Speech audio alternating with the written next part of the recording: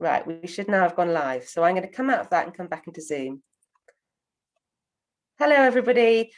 Very sorry, we've had a couple of technical difficulties. We've actually started this Facebook Live, but broadcasting to a different page.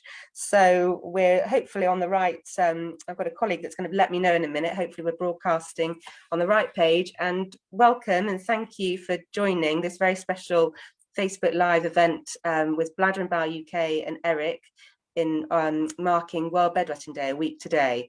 So it's great that you've joined us, and we're sorry that we're a few minutes late now, but I'm just going to introduce Davina, a children's specialist nurse. Davina, would you just like to say a few words about yourself? Hi, Alina, and yeah, good afternoon, everybody. I'm sorry if we've kept you waiting. Yeah, thank you very much for inviting me to come and talk to you this afternoon about bedwetting. I'm a children's continence nurse. I've been a specialist in working within children's continence for the last 16 years, mostly in the community. And I currently work with Bladder and Bowel UK, which is a national charity supporting people of all ages with bladder and bowel conditions. So I've spent a lot of time working with children who have got problems with bedwetting. Okay, and just to introduce myself, so my name is Alina Linden. I've been working for Eric, the Children's Bowel and Bladder Charity, for about the last 8 years. I began on their helpline and I'm now their communications manager. So really, I should have got those technical difficulties sorted out, but it's all a good learning experience. So as we said, we want to really raise awareness that bedwetting is a treatable medical condition. And so for that reason, we're going to kick off with our first just a question really that we've had in, and do anybody listening to this, please do post your questions in the comments, and hopefully we're going to be running for about sort of half an hour depending on how many questions we get. We'd love to be able to answer them as we go through. But the first one we had in advance was, what is bedwetting, and isn't it normal for children to wet the bed until they're about 6 or 7? So what would you say? Bedwetting is a medical condition from the age of 5, and we're concerned about anybody who wets the bed at least twice a week or more from the age of 5. So under 5, there are some basic things we can do. And the reason why some people still think it's normal for children to wet the bed until they're 6 or 7 is traditionally we didn't actually treat children until they were at least 7 years old. But we now do recognise that it does have an impact on the child and on the family well before children get to 7. And there are things we can do from the age of 5. Okay, so thank you for that, Davina. So the next question was, my child is 4 and still wet every night, but the doctor keeps just telling me it's normal, but it doesn't seem right to me. So what would you say? Yeah, as we've just said, I mean, it is part of typical development of children to have wet beds until they're 5 years old, but we can do things to support children younger than 5.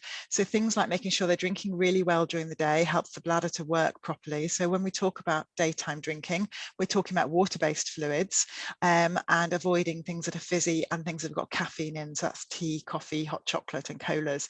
And the reason we suggest avoiding those is because they can actually irritate the lining of the bladder and make the wetting worse. Obviously, water is the most healthy drink for children, but lots of children refuse to drink water. Some people say don't give them blackcurrant, don't give them orange juice, and there are a small number of children that, yes, blackcurrant or orange can make the wetting worse. So it's trial and error with those drinks. So daytime drinking is the first thing we say. We then say that children should be using the toilet every couple of hours during the day, and obviously they should go to the toilet just before they go to sleep. And that's really important because lots of our children sort of cuddle up in bed with the iPad or a book or play for a bit and go to sleep after a little while. But of course, all that time they're awake, the bladder's still filling. So it's important they go for the toilet just before they go to sleep. And we also suggest regular bedtimes can also help children to get into a really good routine.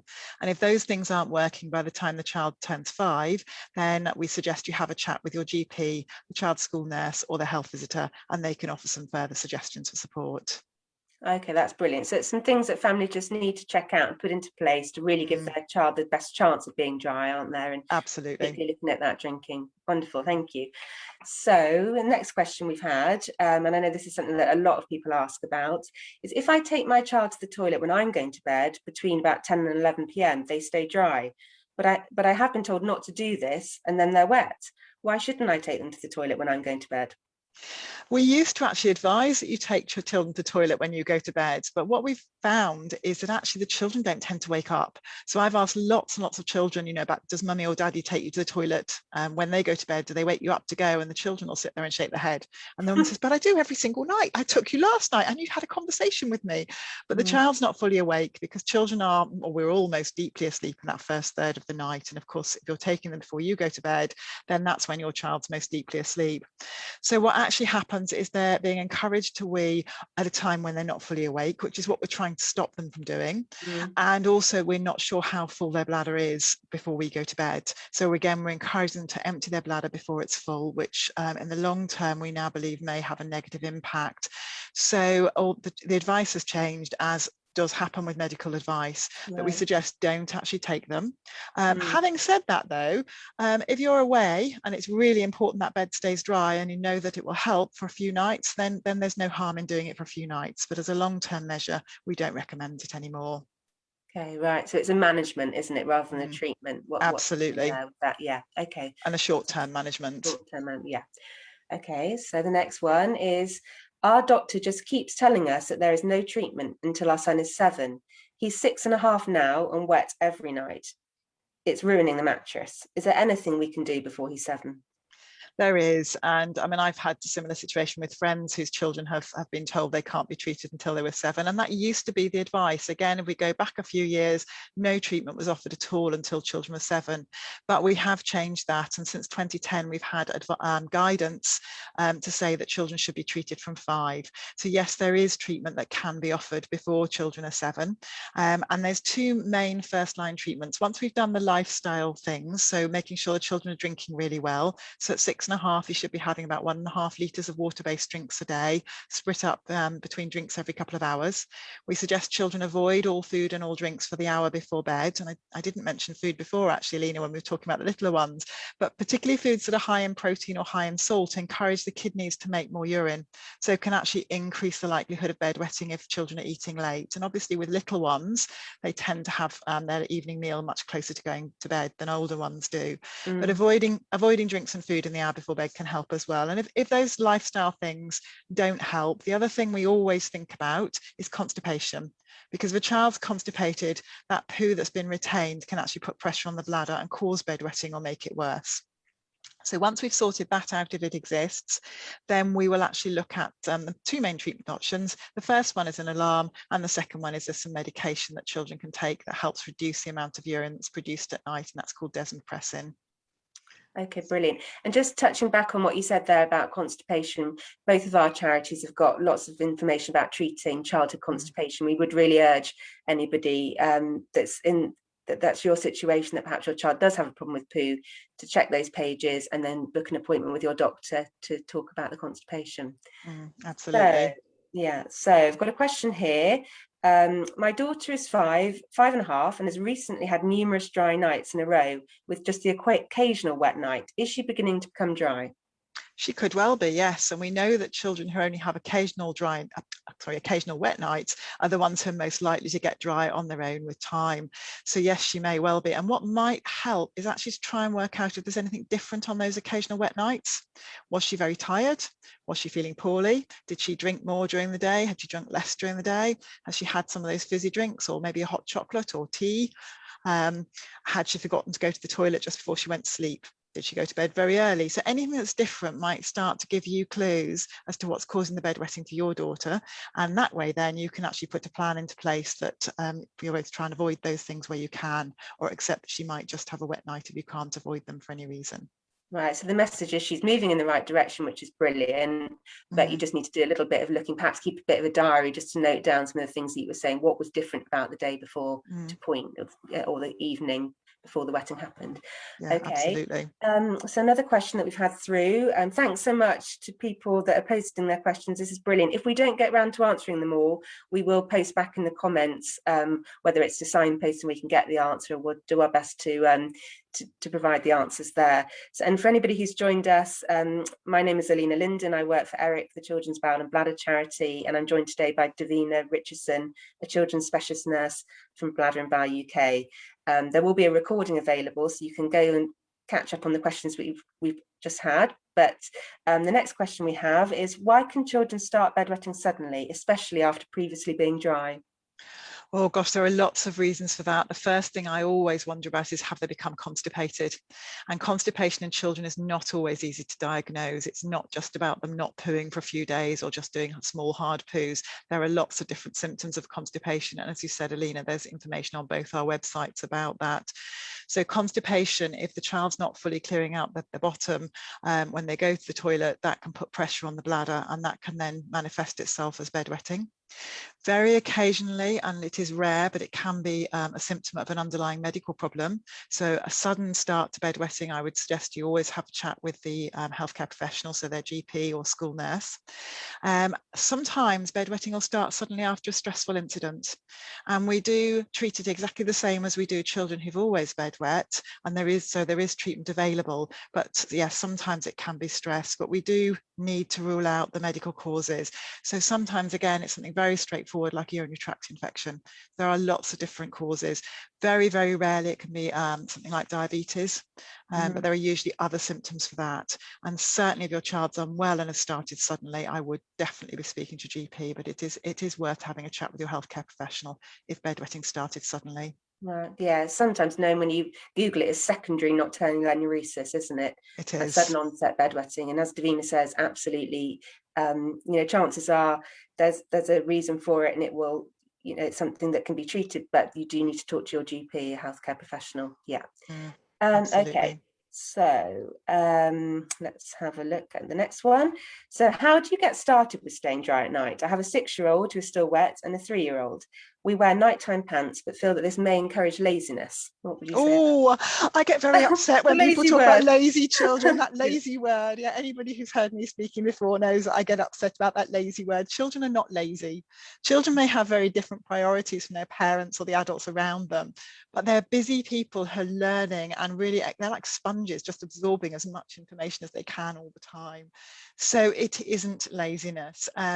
Children will not deliberately lie and wet the bed, and we can't teach nighttime wetness and nighttime dryness in the same way that we toilet train children during the day. So becoming dry at night is about a maturation process. It's about the bladder being able to hold enough urine to actually be able to hold on to everything that's made overnight. And it's about the brain producing a substance called vasopressin that tells the kidneys to make less urine at night. So most of us make lots of vasopressin at night, so our kidneys make less urine during the night than they do during the day, and our bladders are working well so they can hold on to all that urine. And if for any reason we produce more urine than our bladder can hold at night, most of us are able to actually wake up and go to the toilet. And it is perfectly normal for children of school age to actually wake once a night to go to the toilet. If they're waking more than once a night, then there might be a problem with the bladder. So for those children who are still wet at night, or for parents who are thinking about how do I get them dry at night, then we always suggest what I've talked about before, making sure they're not constipated, making sure they're drinking really well during the day, because that helps the bladder to work properly and to grow to its appropriate size, making sure they're using the toilet appropriately during the day, making sure they have good bedtime routines, and then making sure they go to the toilet just before they go to sleep. All of those can help. If you've tried all of those, then it's worth having a trial of 3 or 4 nights, if you can manage it, without the pull-ups or the nighttime nappies, whatever you're using. Subconsciously, there's a small number of children who seem to be aware they've got a product on, so it doesn't matter so much if they wet the bed. And if we remove the product, then very occasionally the children do just become dry. So that's not about a lazy child, it's about the way that child's brain is working, and we don't fully understand the workings of the brain. There is also a very small number of children who, again, I don't think are lazy, but whose parents put them in a product when they go to bed, and they wake up at, I don't know, 5:30, 6 o'clock in the morning, 6:30, and it's not so bad at this time of year. But in the middle of the winter, when it's cold and it's dark and everybody else is asleep and you've got a nice portable toilet on your bottom, why on earth would you get out of your warm, snuggly bed and underneath your duvet to go to a cold bathroom? I have to say, I probably wouldn't either. So we do suggest a Very trial. cozy. Yeah, we do suggest a trial without. And if it's not working, if your child is still wet, then it's absolutely fine to go back into the product if that's your way of managing and your way of coping with bedwetting until you can actually get some help and advice. And for the 6-year-old that was mentioned, absolutely, they're old enough for that treatment and an active intervention. For the 3-year-old, it's a matter of keeping going with the daytime drinking, the toileting routines, and the bedtime routines that we've already mentioned. So it's about remembering that bedwetting is happening when a child is asleep, isn't it? It's outside of their conscious control. But Absolutely. yeah, It's the but that trial is same as worth doing. Same Yeah. as snoring. We can't control when we snore or If whether we only. snore or what position we were in. Or yes, absolutely. If only. There's a lot of us ladies who're very happy we could control snoring. Not that we admit to snoring ourselves. Yeah. Right. Okay. So another question that's come through: how would you manage children who are on a full desmopressin dose but still wet at night, but have optimized their fluids and they're not constipated? Right, so desmopressin is one of the medications that we use to treat bedwetting, and basically it's made in a factory but is very similar to the vasopressin the brain produces. So we give it to the children at bedtime or just before bedtime, and it goes to the kidneys and tells them to make less urine, and it can work brilliantly for children who are wetting because they can't concentrate their urine at night. But as we've said, there's more than one cause of bedwetting. So if the bladder's not working properly, just reducing the amount of urine that's made at night will not necessarily actually help the child to become dry. So if they're on the maximum dose of desmopressin and they're still wet and they're not constipated, then it's a matter of going back to your healthcare professional, having a conversation with them about what the options are for your child. Some children do very, very well with an alarm with desmopressin, but an alarm's not suitable for everybody. Other children need medication to actually help the bladder to work better. So it is a matter of having a conversation with your healthcare professional about what they think is actually the cause of the wetting in your child. Having said that, desmopressin does actually have some impact. So if it's actually making the wetting happen later in the night, that means your child's possibly sleeping better. Because one of the things we've learned over recent years is that children who are wetting the bed are not necessarily deep sleepers. We know that the bladder sends messages to the brain to let us know when we need the toilet. So we also know that that happens during sleep. And for children who are wetting the bed, what's happening is the messages in the bladder are going to the brain. And for most of those children, the brain is then disturbed. So the children are having less good quality of sleep because there is disturbance. The disturbance isn't enough to wake them up because otherwise they get up and go to the toilet. Right. But they do have what we call increased periodic limb movement in sleep. And what that actually means is that they tend to be very restless sleepers. The quality of sleep is less good. And if the desmopressin actually helps them to wet further into the night, so they have more hours of undisturbed sleep, that can actually help their daytime functioning. There are some papers now that suggest that can actually help. So it's definitely worth having a chat with your healthcare professional about whether they think there is benefit for them continuing on the desmopressin but having additional treatment, or whether they think actually the desmopressin is really not helping at all and should therefore just be stopped. Okay, so I think the main message is, you know, with all of these things, you might not get a full, the full sort of what you're expecting, totally dry, but even some improvement is good. And there's always other things that you can talk to the doctor about, adding on, tweaking. Yeah, so it's just about keeping those conversations going, isn't it? I think with the healthcare professional. Absolutely. And children who are on medication or using alarms should be being reviewed by the healthcare professional at regular intervals. So do have a chat with them. That's really good for families to know. Yeah, it's not just that you're given this and that's it. You can't go back. It is about because bedwetting is tough, isn't it? It's hugely stressful for the child, for the family. It involves so much, you know, potentially that child's missing out on trips. There's extra washing, and as you said, it's affecting their sleep. So yeah, we really do want to, that's why we're doing things like this for World Bedwetting Day, to say to families and children, you know, there is help out there, and we urge you to take advantage of it. Yeah. I think the other thing is, Alina, as well, sorry, just to chime in again, is that if your healthcare professional has given you another appointment to say come back in 3 months or whatever that, or 3 weeks, whatever it is, but you feel that actually that's a long time to wait because things aren't improving and you've got questions, then you can always give them a ring and leave a message for them. Right. Healthcare professionals are busy people, but they do want to help, and they will get back to you as soon as they possibly can. So you don't have to wait for your 3 months. Yeah. Okay. Fantastic. Okay. So another question. My son, age 15, still wets the bed very regularly. He's never been dry. We've done everything, for example, alarms, drinking at the right times. The full dose of desmopressin helps, but he doesn't want to take it all the time, so he reserves it for holidays and sleepovers. Any idea what the prospect of him getting dry at night is at this stage? Well, we know that bedwetting does continue to affect some children and young people, and sadly for some it does actually continue into adulthood. Having said that, there are treatments, and we know that people who are treated have much better prospect of becoming dry. So the fact that he's 15 and isn't dry yet does make it more complicated and more difficult for him. And I think one of the issues that we have with adolescents is that they have been wet for a very long time, and they've tried lots of things. They've worked really hard at getting dry, and actually it hasn't been successful. So there then can become a bit of a mindset of, well, why bother? Because it's not worked yet. So why should I bother? This is trouble. And some young people may be averse to taking medication, and I totally and utterly understand that. I mean, an awful lot of parents aren't particularly excited about the idea of children taking medication. So I think we have to respect his opinion. I think it's appropriate to have a conversation with him, and certainly he should be having a conversation with his healthcare professional. And if his parents and he are happy, then he could even have passed that conversation on his own with the healthcare professional.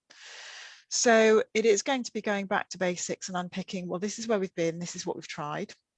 But as we grow, as we develop, and as we go through puberty, our bodies change and our response to treatments also change. So the fact that something hasn't worked up till now doesn't mean it never will work. And I think for this young man, I'd want to have a conversation with him about what's his concerns about taking desmopressin every night. Does the desmopressin actually work? And if it does, how many nights that he takes it, does it work?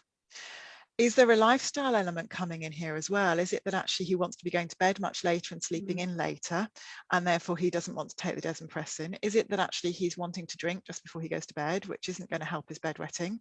But he has to be allowed to have some say over what he does and how he does it at 15, I feel. Has he tried an alarm recently with the desmopressin or on its own? And has he ever had any other medication to help his bladder? Because if he's still wet at 15, I'd be looking at the other medicines that we have in our armory that can actually help with bladder function. And we know that some children and young people do have problems with their bladders during the day. So they might have to rush to the toilet. They might not be able to hold as much urine during the day as we expect. They might be getting some dribbling on the way to the toilet, or they may have to go to the toilet more often than we'd expect. So at 15, we'd expect, or really school age young people, we'd expect them to be going to the toilet between 4 and 7 times a day. So those can all indicate an underlying problem with the bladder. And for some young people, their bladder is absolutely fine during the day, and for reasons that we don't fully understand, it doesn't work very well at night. So actually they can get some twitching of the bladder wall during sleep, and that can then cause emptying, which the desmopressin doesn't actually help with bladder function. So I would suggest going back to his healthcare professional, maybe having another conversation about, can we revisit any treatments that he's already had? How does he feel and what does he want to do? And are there any other medications we can try that we haven't tried before? That's brilliant. Thank you. Thanks very much. So yes, so I've had a couple of questions similar about bedwetting alarms. So children are going to bed with them on, but they're not waking up to the alarm. What would you say to families in that situation? I think we're both smiling because it is common, isn't it? It's a very, very common question. I'm not smiling because it's an amusing question at all. It's a very, very common question. And I think we forget that children who are wetting the bed, who are disturbed during the night by the bladder signals, are therefore going to be much more tired than their peers are. So actually they are going to be more deeply asleep when we want them to wake up very often. So when the alarm goes off, our brains will only wake us up to signals that it considers important. So for me, I regularly sleep through thunderstorms. And people will say, gosh, did you hear that storm last night? It kept me awake for half an hour. And I'm thinking, storm? What storm? I can see it's been raining, but no storm, because my brain knows I don't need to worry about what's happening outside my fortunately dry house. And it's the same for the children with the alarms. If they haven't yet learnt that alarm is an important signal, they're not going to wake up to it. So I always recommend to parents, as soon as you hear the alarm, go in and wake your child up, but wake them up with the alarm still making that horrible noise. and then get them to turn the alarm off. If they've got the ability and the dexterity to do so, then get them to turn that alarm off. Then send them to the toilet, no matter the fact they've already completely emptied their bladder by the time you've woken them up. Get them changed, back to bed. And I always say to families, don't worry about resetting the alarm. Let the child and yourself sleep for the rest of the night, because otherwise you'll all be exhausted potentially by the end of the first week. And that usually works. If that doesn't work, then you can speak to a healthcare professional about, can you have an alarm with a different sound? And I'm really cruel, because when I'm in clinic, I've got more than one alarm that makes different sounds, and I will get out whatever I've got available, and I'll say to the child, which alarm do you like the sound of best? And they'll point at one and I'll give them the other one, because I want them to have an alarm they find particularly irritating. Yeah, cool. But if they don't find the noise irritating, they're less likely to wake up to it. Okay. So yeah, you can get ones with vibrating as well, can't you? So can. it might be that a child needs both potentially. And how about though when children are sharing a room with siblings, can they still use an alarm? Yeah, the advice is that they can, that alarms are not ideal if children are sharing a bed, but if they're sharing a room, yes, absolutely. But I have spoken to lots of families who the entire household has been awake and the child who the alarm's going off for is still snoring. But that's why I say to families, you know, and we've learnt that it works, just go in and wake them up as quickly as you can, and then get them to turn the alarm off if they're able to do so. If they've got a disability or the dexterity issues and they can't turn the alarm off, then you can turn it off for them, but only really when they're up and on the way to the toilet, because otherwise they'll just be going to the toilet when they're still half asleep. Okay, brilliant. Okay, another, I think we're going to probably have time for just maybe a couple more questions now. So my son is 8 and has additional needs, ADHD and ASD. He still wears pull-ups at night, but what can I do to help him be dry? And will he ever get there? He should get there, and the fact that he's got additional needs doesn't mean that he should be excluded from a service. And I think that's one of the things we have to remember, is that we can't teach children to be dry at night the way we do during the day. And the child who's dry during the day should have the opportunity to have the same service as any other child. So he should be referred to the local bedwetting service or children's bladder and bowel service, or to whoever is supporting children with bedwetting in his area.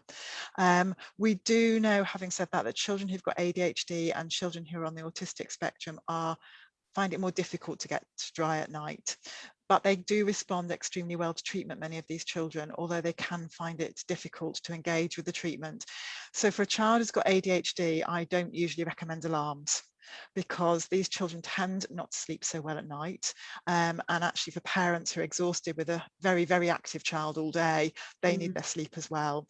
So I think it's about individualized assessment and treatment. So things like Desmopressin can really help. The lifestyle advice we've already spoken about can also really help. And if there's an underlying problem with constipation, and we know constipation is incredibly common in children and young people, and even more so in those with additional needs, that needs to be treated first.